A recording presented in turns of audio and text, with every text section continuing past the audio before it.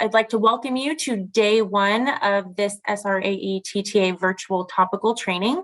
My name is Megan Yarber. I'll be the host for today's topical training. Now, I would like to welcome our first speaker for today, Kendy Cox, Vice President with Public Strategies. Well, hello, everyone, and welcome to this topical training. And I know Megan said it, but thank you so much for hanging tight through our technical difficulties. Sometimes things just happen, but we are so grateful that you all are joining us today. I'm Kendy Cox. As Megan said, I am a Vice President with Public Strategies. Public Strategies is the TTA, Training and Technical Assistance contractor for the SRAE grant program. You're going to hear from me again. You're going to hear from a variety of our staff. So please feel free to ask us questions about how to access training and technical assistance. We certainly want to make that available to each and every one of you as you endeavor to improve your programs and offer great services. So today, we are looking forward to a wonderful training. We have attendees from all over the country, and I'm bringing you greetings from sunny Oklahoma, but regardless of whether it's as hot and sunny where you are as it is where I am, I know this topical training is going to be a bright spot for all of us this week. So let's talk about who is in the room with us today. In addition to FYSB staff, your training and technical assistance providers, we have attendees to this training that include a mix from the family of SRAE programs. Those are General Departmental SRAE, Title V Competitive SRAE, and Title V State SRAE. And as you may know, the primary focus of all of these programs is to teach youth how to voluntarily refrain from non-marital sexual activity and other risky behaviors in order to achieve optimal health for themselves. So regardless of the way in which your program is funded, we believe that this week's training will be immediately useful to you in your individual role improving services to youth. So now let's talk about the training itself. We're going to be focused on a really exciting topic, the science of hope, and its relation to the SRAE program. We believe that this information is so powerful and will help each of you as you support youth in reaching their goals of a safe, healthy, and productive future. So as a way to maximize your understanding of the content that you're going to be receiving from Dr. Hellman, who we'll introduce here in a moment, and then brainstorm applicability to your individual contexts, each day you will participate in a field talk session. And this field talk session is really designed and organized as a way to facilitate networking and communication between and among grantees in order to share ideas and develop plans as to how you will apply the information you received on that particular day. Additionally, at the end of each day, just a heads up that we will be placing in the chat box a link to that day's feedback survey. So be sure and check there for this really important tool that helps us get your thoughts, because they're very important to us as we continually refine the way we do things. And it's important to do it each and every day, in addition to at the end of the training. So please make time to provide that to us. And now I'd officially like to get this training going by turning it over to Jerry Regier, who is going to share a few details about our trainer for the next few days, Dr. Hellman. Jerry? Thank you, Kendy. Welcome, everybody. We are excited that you've joined us and looking forward to hearing from Dr. Hellman. Dr. Hellman's a professor in the School of Social Work and founding director of the Hope Research Center at the University of Oklahoma. And he's focused his research and his work on sharing the science and power of hope in our ability to overcome trauma and thrive. And so He is also the author of the book, Hope Rising, How the Science of Hope Can Change Your Life, which was just published a couple of years ago. So we are looking forward to you sharing with us, and welcome Dr. Chan Hellman. Well, thank you very much, Jerry. Thank you all for taking the time to listen to this talk and to begin the conversation about the science and power of hope. I'm going to go ahead and share my screen. As Jerry mentioned today, I'm going to be focused on hope, the science of hope, and why it matters. In reviewing the programs associated with SRAE, I understand that many of you are working with youth in schools and community settings, and therefore assume that many of you are working with youth who've experienced trauma. This is going to fit very well into the context of the conversation that we're going to have over the next few days.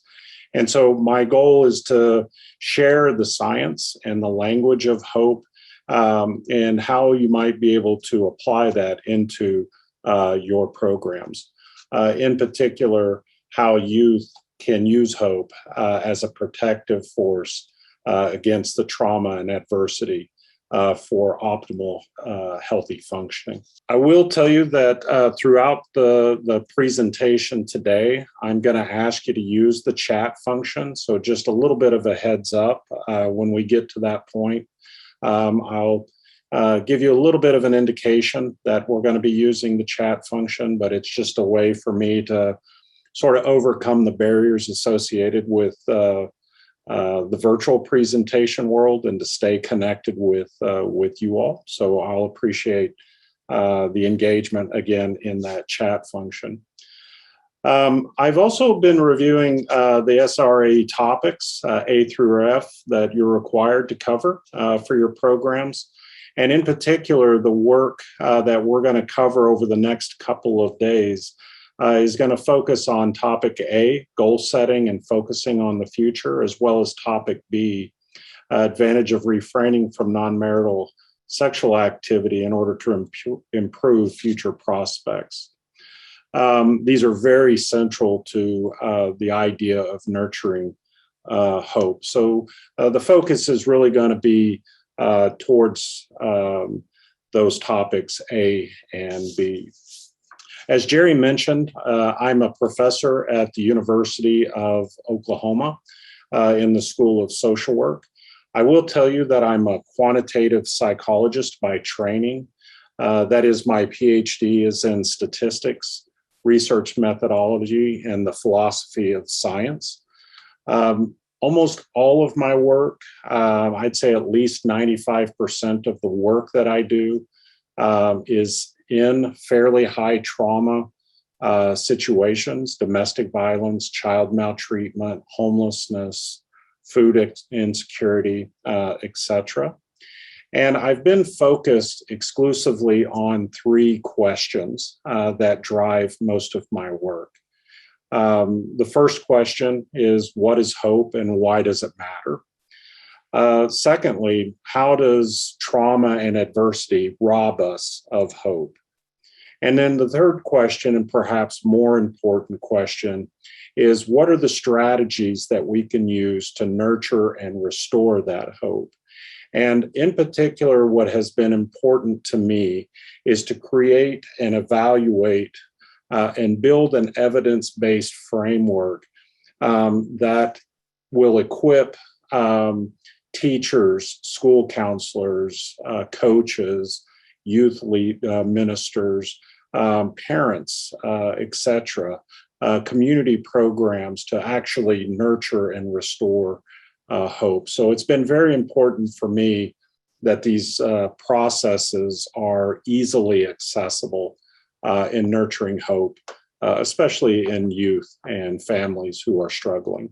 All of that work has led to a curriculum that we've developed centered around this concept of hope-centered and trauma-informed.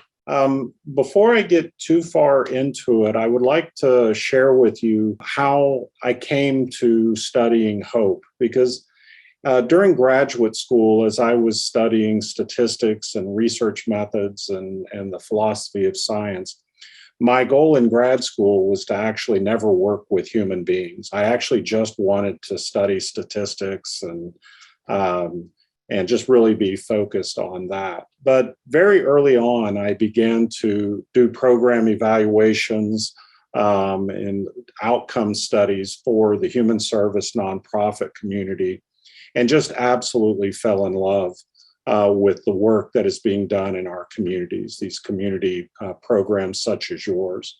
15 years ago, I was doing a housing needs assessment for an organization that provides services to individuals living with HIV and AIDS. And during the design of that housing needs assessment, I was fortunate enough to meet a young man named David, who changed my life both personally and professionally forever. David had just turned 19 years old. And during a very brief conversation, a 10-minute conversation, David shared with me that 3 months earlier, he learned that he was HIV positive. Now, when David shared this news with me, this adversity that he was experiencing, as a psychologist and as an evaluator of community programs, I was immediately drawn by the question that I was trained to focus on. That is, I was focused on trying to understand what must be wrong with him. Because as he's experiencing this adversity, I had been trained to focus on things like depression, anxiety, emotional dysregulation, externalizing behaviors, those kinds of things. And as David is sharing his story with me, he further discloses that he had informed his parents that he was HIV positive about 2 weeks earlier. And they had kicked him out of the house, and he'd spent the last 2 weeks homeless here in downtown Tulsa, Oklahoma, where I'm from. Now, again, as I learned this from David, I am immediately really honing in on those things that, again, that must be wrong with him. And David did something in that moment that, as I mentioned, changed my life forever, again, both personally and professionally. David began to talk about his future. David began to talk about the fact that he was enrolling in the local community college. He had already met with an academic counselor. He knew what his major was going to be, the focus of his studies, and he had already set up the first semester of courses. And so what David taught me in that moment was that I had spent my career focused on the wrong question. That is, that I was focused on what's wrong with you. And what David taught me is that I should have been focused on a better question. And that question is, what is right with you?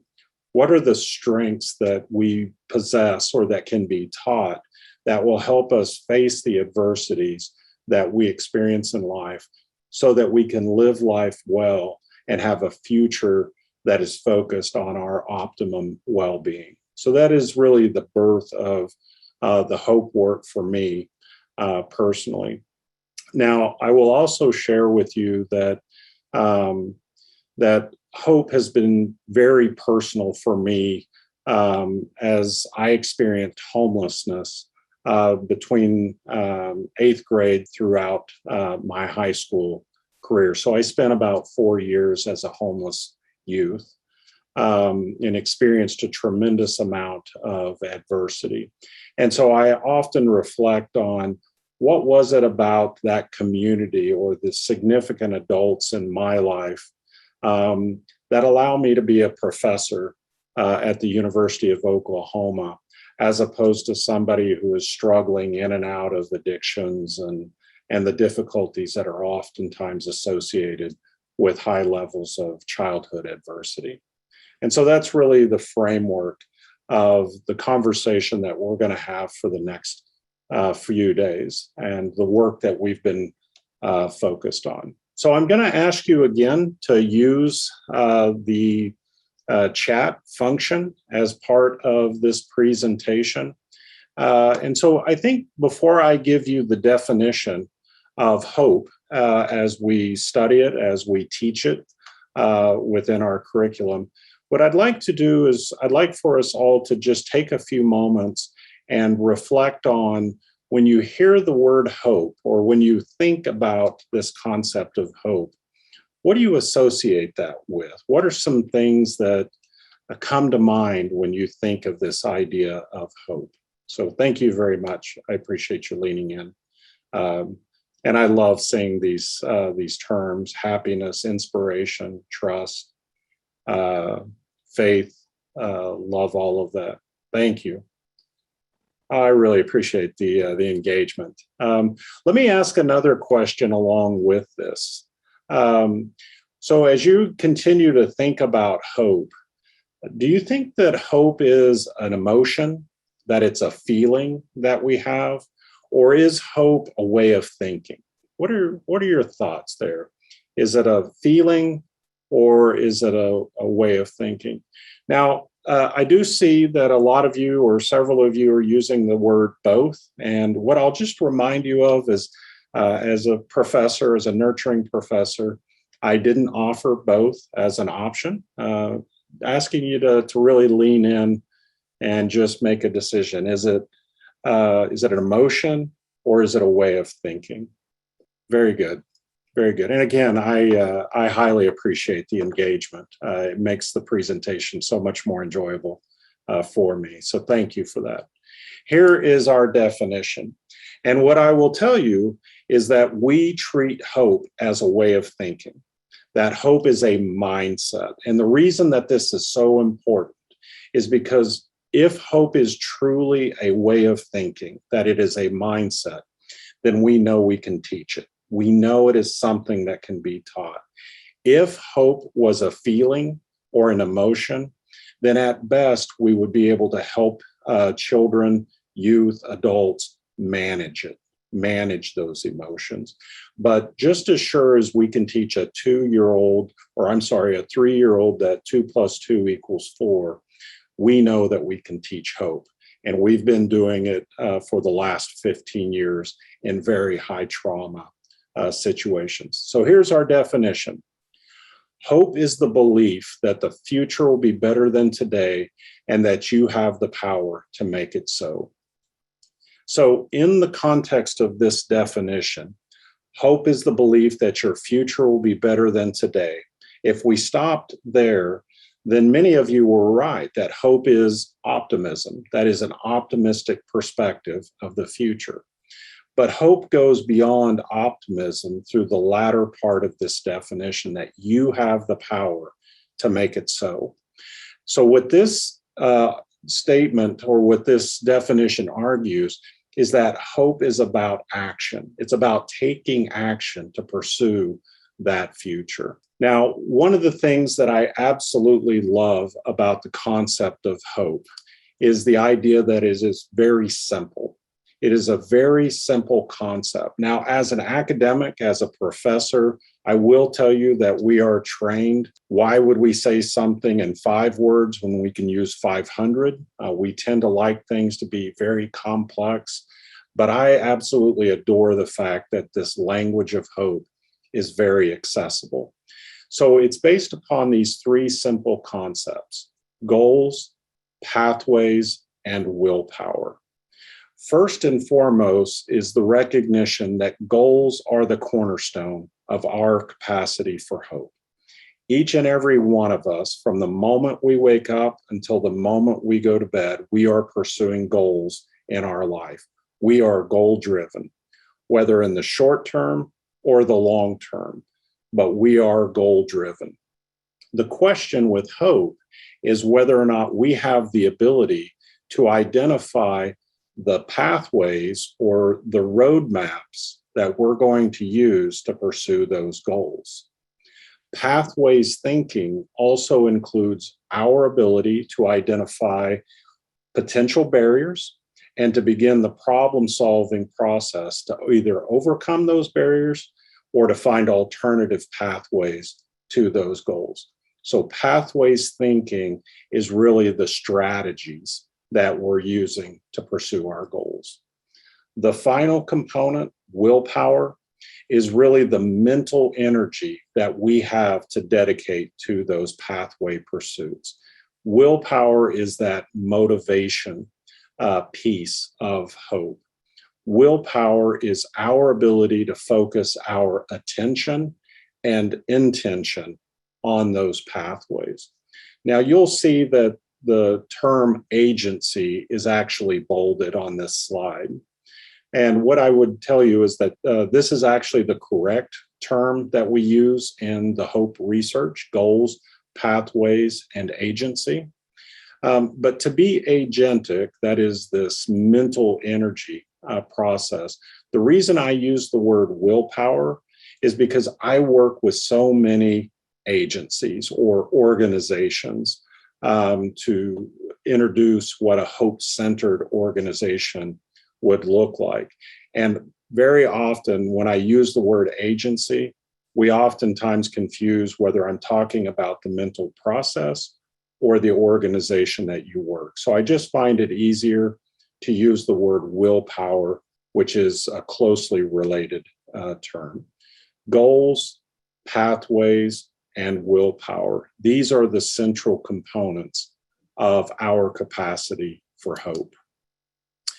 Now, one of the things that we need to recognize is that in order to be hopeful, we have to have both willpower and way power. We have to have both the willpower or the motivation and desire for the goal, as well as the ability to identify how we're going to pursue and achieve that goal. We have to have both. So it might be that I have a lot of willpower, a lot of desire for a particular outcome or goal, but I don't know how to get there from here. I don't have the pathways.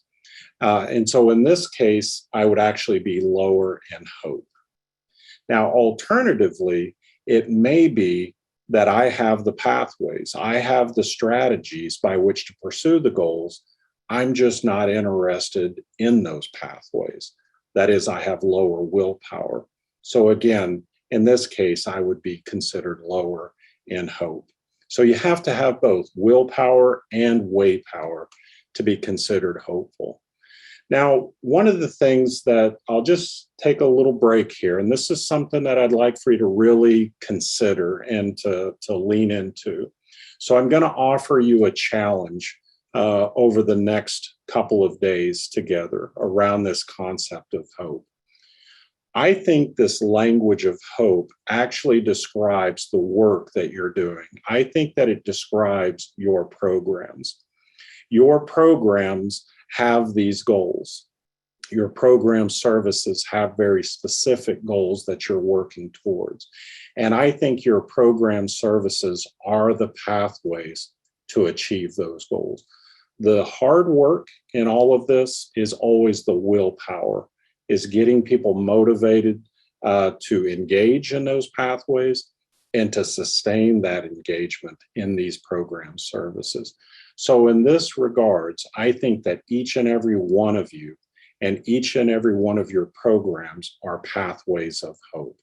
I think the language of hope is an organizing framework that describes the work that you are doing. Now, one of the things that I want us to think about, and I'm going to ask you to use the chat function again. So just a little heads up to get ready. What I'd like for you to do is to think about how we use the word hope in our everyday conversation. So what are some common phrases that we typically use? You've probably used them today, but what are some common phrases? Right, absolutely. I hope you feel better. I hope I get a raise. Hope you have a great day. Wonderful. Thank you. I'm from Oklahoma, as are some of the others on here. And it's not uncommon for us throughout the course of the year to say things like, I hope there are no tornadoes today. And so what I'd like us to think about is the way we use this word hope, Because if I think about it from the context of, I hope there are no tornadoes today, I have a lot of willpower for that goal. I have a lot of desire that there's no tornadoes. But we have to recognize that I have absolutely no control. I have no pathways by which to pursue that outcome. So we need to make sure that we understand the distinction between hoping and wishing. So a wish is when we have that willpower, that is, we have that desire for the goal, but no pathways. So in this regard, wishing is passive towards a goal, but hope is about action. It's about taking action to pursue the goals that we desire. It is very important to distinguish hoping from wishing when we're talking about the science and power of hope. Now, one of the things that I would like for us to consider is just in this particular slide, I'm going to actually talk us through this. I'm going to use a hypothetical example. And one of the things that we've found in our research is that when children and youth and adults as well, but when we are exposed to adversity, when we are in a distressing situation, we are more likely to set goals that are avoidant in nature. That is, we're more likely to set goals around outcomes that we do not want to occur. When we're able to nurture and restore that hope, what we tend to see is an achievement-oriented goal. And so this is the optimal area of hope that we want to focus on, is this idea of achievement of a future that we desire, as opposed to a framework or a mindset that is driven by avoidance. And so just real quickly, a quick example of how trauma and adversity influence, and I'll cover this in more detail over the next couple of days. But just as a quick example of why this is such an important distinction when we're thinking about goals, is because imagine a basketball player who steps out on the court and their mindset is they want to get the ball and shoot the winning shot for their team. That is an achievement mindset. But if that same basketball player steps out on the court and their mindset is, I hope nobody throws me the ball because I'll lose it and disappoint my team. That is an avoidant mindset. And so just imagine how both of those basketball players, the achievement mindset and the avoidant mindset, are going to behave on the basketball floor. One is going to try to get the ball as much as they can. The other is doing everything they can to avoid getting the ball. So that's an important component to the way in which we start thinking about this concept of hope. But what I'd like for us to do, and I'm going to ask you to use the chat function, and I'm going to use a hypothetical example that tends to work pretty good, that really shows us the integration between goals, pathways, and willpower. And so what I would ask you to do with regards to this hypothetical example, and again, use the chat function. How many of you know how to drive or have ever attempted to drive a manual transmission vehicle? So just use the chat function. Wonderful, wonderful, thank you. Wonderful. So many of us know how to drive manual transmission vehicles. Oh, there's Caitlin, hasn't had that wonderful experience. So again, thank you for engaging in this chat engagement with me. All right, so here is the hypothetical example. So what I'd like for you to do, all of you who said that you know how to drive or have attempted to drive a manual transmission vehicle, all I would ask you to do is to remember that very first experience. Just remember the first time you had that experience of attempting to drive the manual transmission vehicle. What I'd like for you to do is to remember the anxiety, the fear, the excitement, all of those emotions. Now, for those of you who have never had this experience, I'd like for us to walk through real quickly just this real quick scenario. It's a very central component.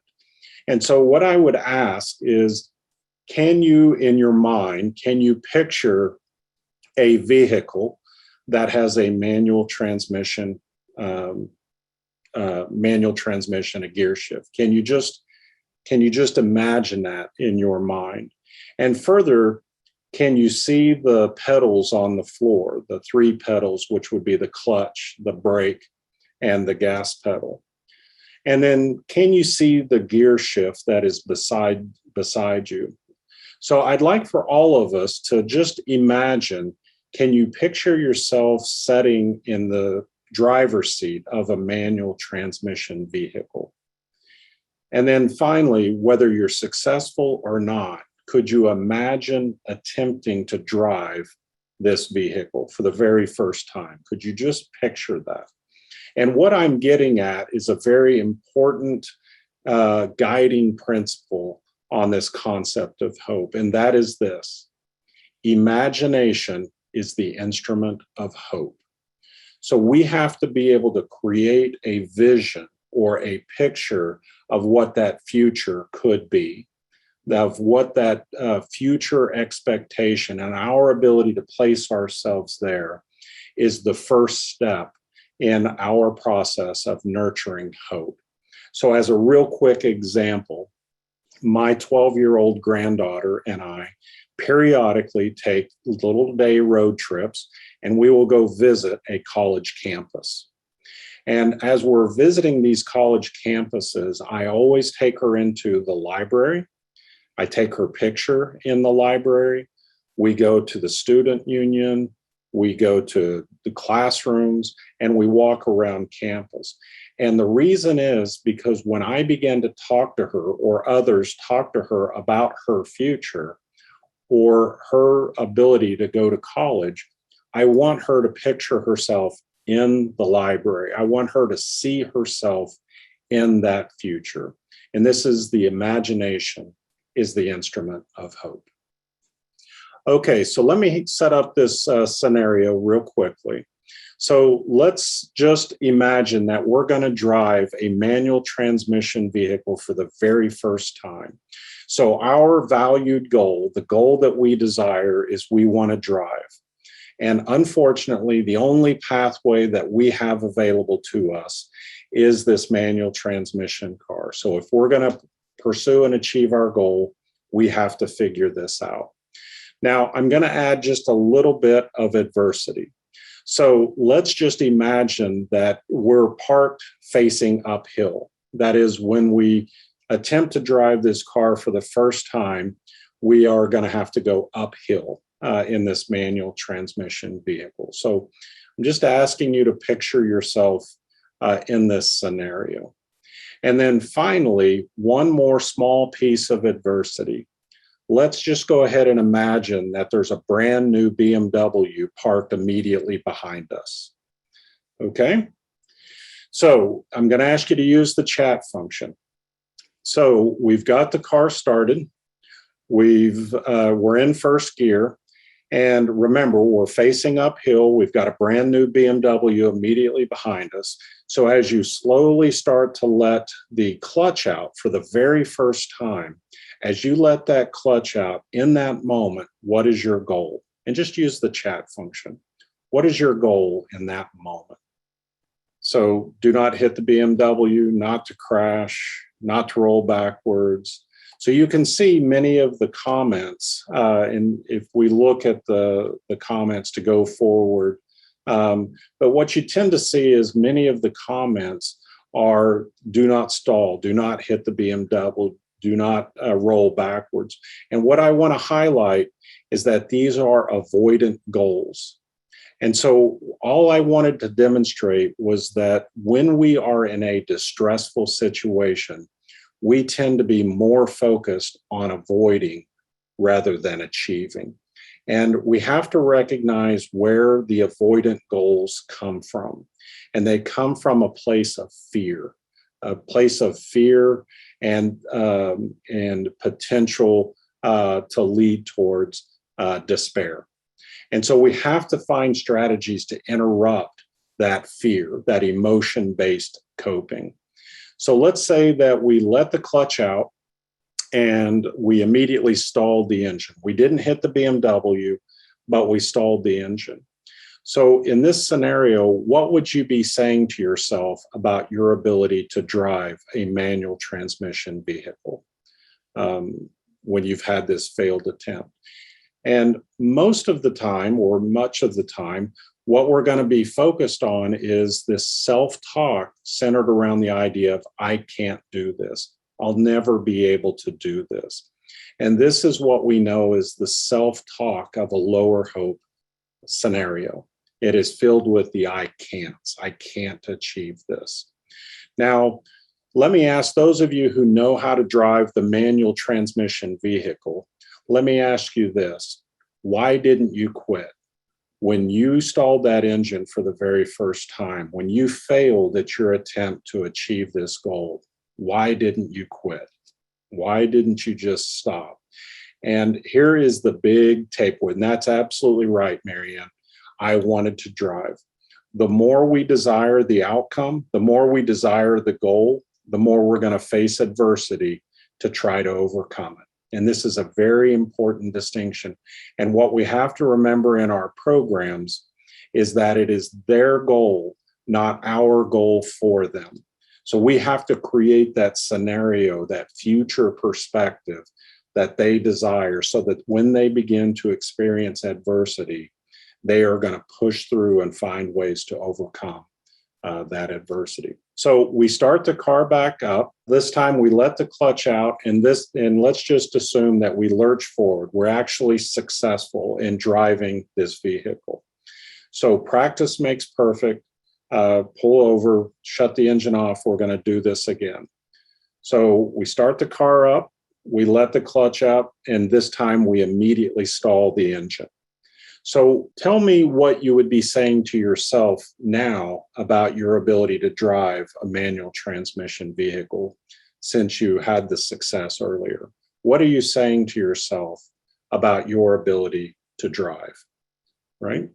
And typically that's right. It's, I can do this. I've done this before. I can do this again. And here's our guiding principle. Hope begets hope. And what we mean by this is the one opportunity that I had for success shows me that the future is possible. The future that I desire is possible. And so what we need to make sure that we understand is when we help the youth establish these visions for the future, is that our pathways need to be established that have opportunities for early success, which will demonstrate to them that the future is possible. Hope begets hope. And then pretty soon in this scenario, we learn how to drive a manual transmission vehicle. But what I would like for us to recognize is that as we're going through this pathway, we also have to remember how well can we manage the willpower? How well can we manage our ability to stay focused on these pathways? So for example, the first time you're driving this manual transmission car, all of your attention, all of your willpower is required when you first let that clutch out. Whereas today, very little willpower is actually required because it's become a habit. It's become habitual. And so as you begin to think about, and again, the challenge is to consider whether or not your program services are pathways of hope. What we have to begin to think about is to what extent these program services require individuals to be able to allocate all of their attention towards these goals, towards these pathways. Because what we know is that willpower is actually limited, that it is a limited resource. So this is kind of an example, a real quick example of how goals, pathways, and willpower interplay. And in particular, I wanted to highlight the achievement and avoidant distinction and how trauma and adversity influence the way we think about goals. So one of the things that we've learned is that most of us, many of us, are future oriented. When we take a few moments, well, let's just do it as a quick example here. So what I'd like for each of you to do is to just close your eyes real quickly and let your mind wander. We'll give this just a few moments and I'll bring us back, but just let your mind wander. But as your mind was wandering, as you had your eyes closed, what I'd ask you is, where did you go? Did you think about the future? Did you begin to think about all of the things that you still have to do today or this week? Or did you reflect on the past, something that may have happened earlier? Just where were you? Were you in the future? Were you in the past? Maybe some of you were present. And so just watch the chat function. And what we see very typically, and this is no different, but the research shows us that most of us are future oriented. Most of us spend time thinking about the future. A little less frequently, we start to reflect on the past, and then rarely, in fact, are we present. Now, in our research in trauma and adversity, what we know is that thinking about the future in the past can be both positive and negative. And what we find, for instance, is for children and youth who have an adverse childhood experience score of 1 or higher, tend to spend more time thinking about the future in the context of worry and fear, or reflecting on the past through rumination, regret, shame, and guilt. And so as a result, when we spend more time in worry or rumination, we also score much higher in suffering, which includes these negative emotions, these maladaptive coping strategies, these insecure attachments that lead to an increase in risk behaviors. So what we have to do is figure out how to interrupt this suffering so that we can move children and youth towards a framework of being future oriented from the perspective of hope. And the reason that we're so focused on nurturing and restoring hope is because of 2,000 published research studies that demonstrate very consistently that hope is one of the best predictors of our capacity to thrive. It is one of the best predictors of our ability to flourish. And so this is the essence of the work that we do at the Hope Research Center. Now, just framing the science of hope, those 2,000 published studies, what we begin to realize is that, for instance, for children and youth, and this is what I'm focused on with this slide, is we tend to see higher rates of well-being, stronger emotional regulation, a better adaptive coping, so better outcomes psychologically. We tend to see improved physical health, higher compliance with program responsibilities, and improved health-seeking behaviors. We also see improved positive relationships and social connectedness.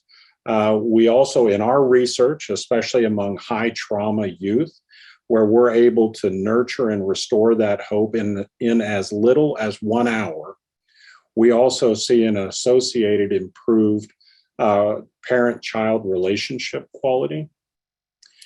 And then from an education perspective, there is a robust body of science that shows that children and youth with higher hope scores tend to have better attendance at schools, higher grades, better graduation rates, improved social emotional learning capacity.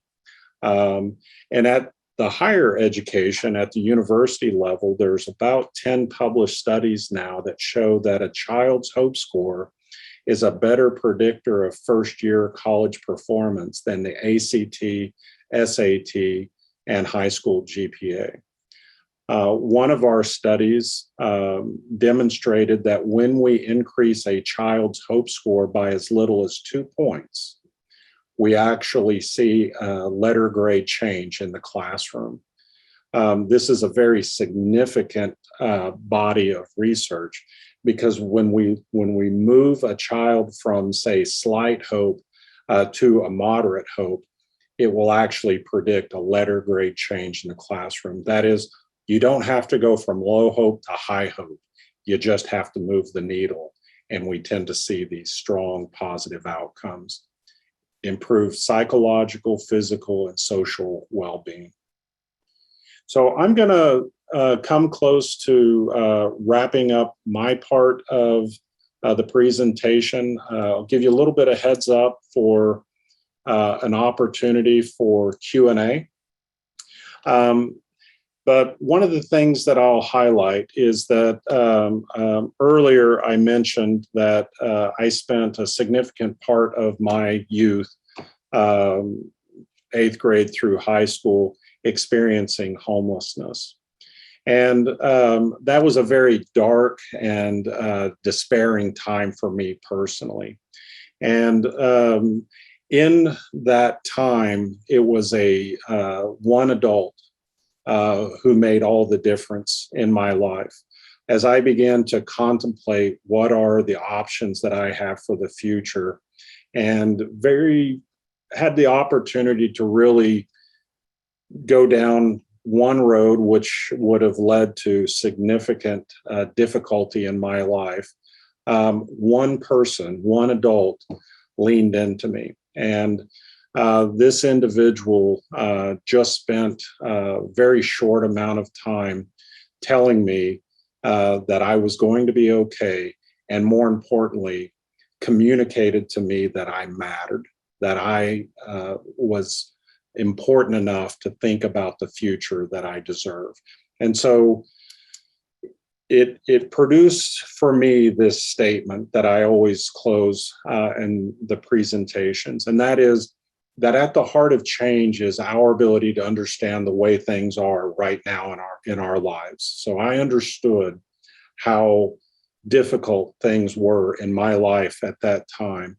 But because of that one adult that leaned into me, I could begin to imagine the way that things could be. I began to imagine the future that was possible for me. And that is when hope is born. And so that's the end of this brief introduction. So I'll stop sharing, and we'll take a little bit of time for some. Yeah, thank you, Dr. Hellman. And if you'll put your questions into the chat, we will be glad to spend a few minutes answering those questions. We're going to cut this Q&A a little bit short because we're going to invite Dr. Gaskins from FYSB to provide a welcome to you, but we'll take about 10 minutes. So Dr. Hellman, if you see something in the chat, why just feel free to interact. Okay. Well, as you're thinking about sort of everything that you've sort of been presented, which is a whole lot of information in this short amount of time, as you're reflecting on that, I will just tell you that one of the common questions that I get is, what is the relationship between hope and resilience?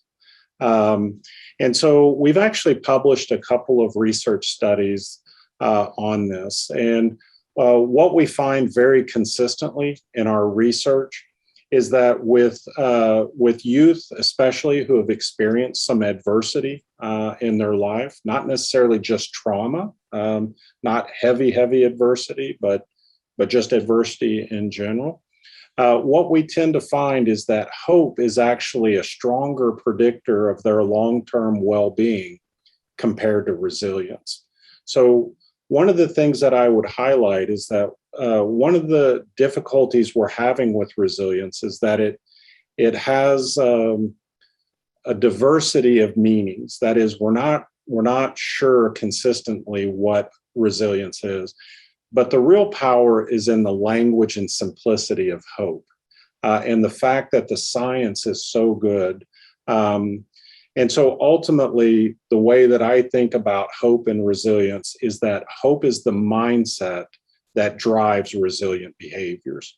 So we have to create this opportunity for a future expectation before we begin to face and overcome and endure during those adversities. Dr. Hellman, there's one question here. What role does incrementalism play in restoring hope? So if we think about, and hopefully I'm going to interpret this correctly in terms of incrementalism, and what I'm thinking about is these short incremental benchmarks or steps. And for me, this is the essence of hope begets hope. And this is especially true when we're working with youth who've experienced a lot of distress and adversity. Because, for instance, if I'm working with a youth who is experiencing apathy and I ask them what their goals for the future are, they're going to be very upset and angry and say, I don't have any goals. And so what I have to remember is during those times of adversity, we are much better at short-term goal setting than we are at long-term goal setting. And so what we want to focus on is what are the things that I can do today to take that first step towards the future that I desire. So we are a big fan of those short-term benchmarks.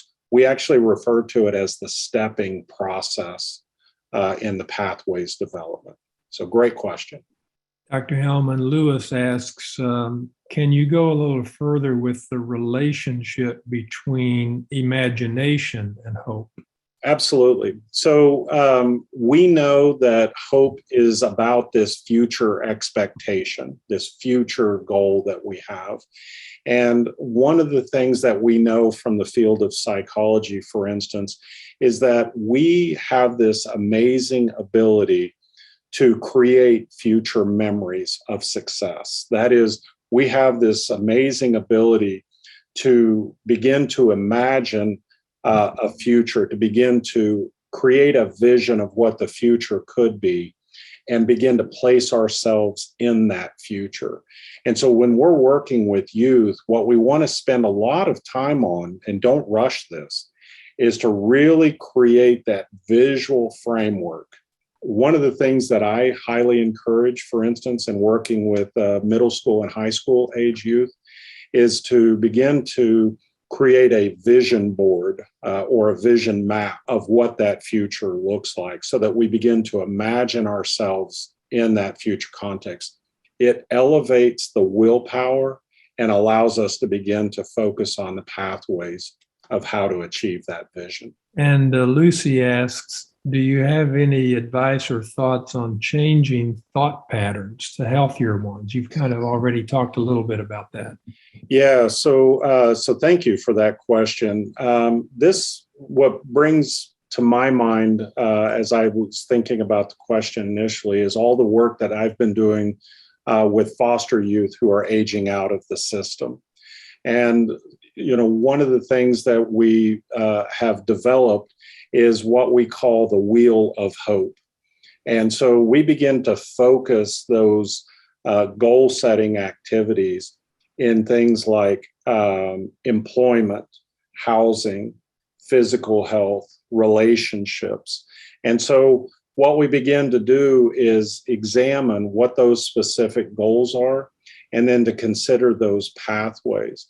Now, we actually have a whole curriculum around playing those pathways out that will help a youth identify the pathways that will lead to, in your question, the healthy outcomes versus pathways that will play themselves out into higher rates of adversity, show where certain pathways are going to be filled with more barriers that are difficult to overcome. So we do have a curriculum associated with that framework. There are a couple questions here that we're going to bypass because I think you're going to talk about, one is about assessments, and I think you're going to talk about measurements maybe in one of your other talks. Absolutely. Yes. And they wanted also to know the stat about increasing a grade. Maybe we could put that in the chat, or you could point us to a direction. Then somebody asked this, are there studies for adults that may lack a hope mindset and belief system? In other words, how can you holistically teach hope if there's a lack of either within the home, lack of it within the home or community for the youth? Absolutely. So, great question. And let me first say that for those of you who are interested in the education component, if you will actually go to Gallup's website, they have done most of the work in education and hope. And so they have tremendous number of reports and resources associated with that. So that would be the first place I would go to. And so the real question, Jerry, can you help me phrase that? Yeah, it's basically saying if the adults don't have yes. a hope mindset, kind of how does that transfer to young? Yeah, so when I work with school districts in particular, this question comes up all of the time.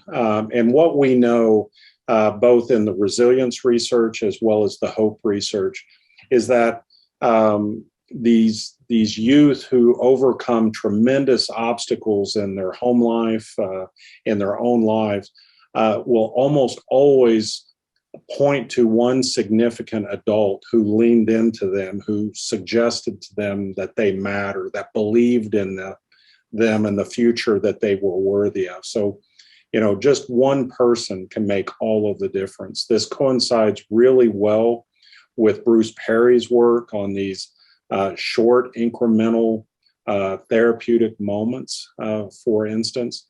One of the things that we found in one of our students' dissertations is that we looked at youth who had access to nurturing homes and their level of hope. And then we had a group of students who did not have access to nurturing homes, but were connected to community programs like yours. And what we found is that their level of hope was almost equal to those youth who had nurturing homes in that context. So being connected to community programs and community resources will be a driver of hope for youth who are experiencing adversity. Thank you so much, Dr. Hellman, and we're looking forward to tomorrow and the next day, and also the session after this where all of us can kind of ruminate on what you've said and try to apply it to our different programs. I'm going to now have Kendy Cox come back on, and if you can unmute her, and she will introduce our FYSB guest. Thank you, Jerry. And I know if we were all in person, we'd all be giving a giant round of applause to Dr. Hellman, such wonderful, powerful information. So thank you so much for joining us today. And we look forward to more content in days to come. So I would like to now introduce Dr. Courtney Gaskins from the Family and Youth Services Bureau. Dr. Gaskins is the Director of the Division of Optimal Adolescent Development at the Family and Youth Services Bureau. She has a background as a special education teacher and in overseeing the evaluation, assessment, and training of youth programs.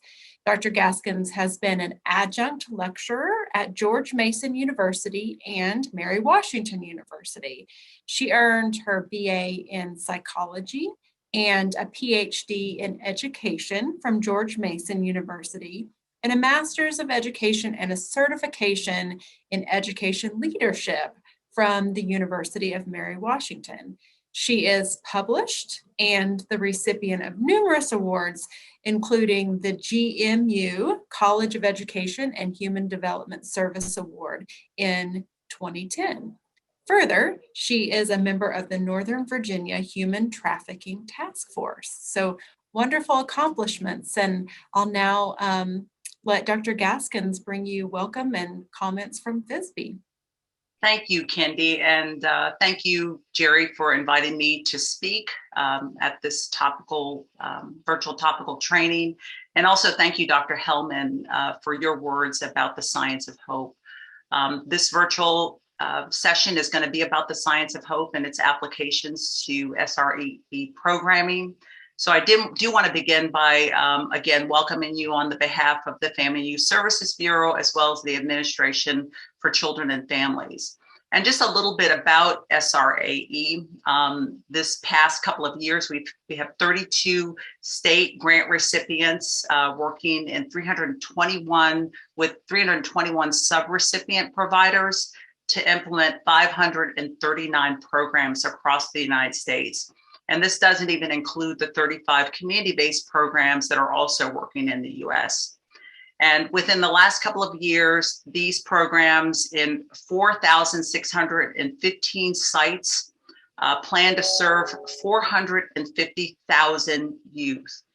So the work that Dr. Hellman talked about today in terms of the science of hope is really important to the work that we do. And when he asked that question about what is hope, I immediately thought about the work that we do. And you thought about it too, as I saw the comments that came through the chat, through the chat. But I also want to say one of the things that Dr. Hellman talked about is and acknowledged, which was nice for him to acknowledge that before he even went into talking about strategies. He talked about how our programs are pathways to hope. And he touched upon many things that we deal with in the day-to-day work that we do in communities and affecting change within adolescents. We give them hope. And yes, he's given you many strategies to strengthen our ability to practice and to use hope in our programming, which I think is very important. But he touched upon the one thing that I think is really critical, and that is the adult role that we play in the lives of teenagers. And that positive role model for us is really what helps young people make the positive decisions that they make for a better future. And I can say these things from personal experiences, not just with my parents, but also with other adults who played a significant role in my life. And I will always say the reason why I didn't make many of the bad decisions I could have as a young person was because of that respect and love that I had for the adults in my life. The other topics that you're going to be talking about in the next 3 days of this training, I think are also critically important, and that is identifying and addressing trauma. One of the things that I always talk to those who work with young people is that having an impact on a young person's life doesn't take very much. And if you look at science and effect sizes, and the effect sizes, what are those types of practices and strategies that we implement that have an impact on a young person? And it becomes as simple as positive relationships with adults, but also praise.